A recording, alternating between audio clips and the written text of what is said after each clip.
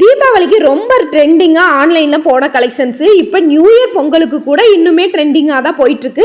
480 free ஷிப்பிங்க்கு கொடுக்குறோம். Full georgette sari, உங்களுக்கு சாரீ ஃபுல்லாகவே உங்களுக்கு ஓவராலாக ஃபாயில் பிரிண்ட்டும் வந்துடும்.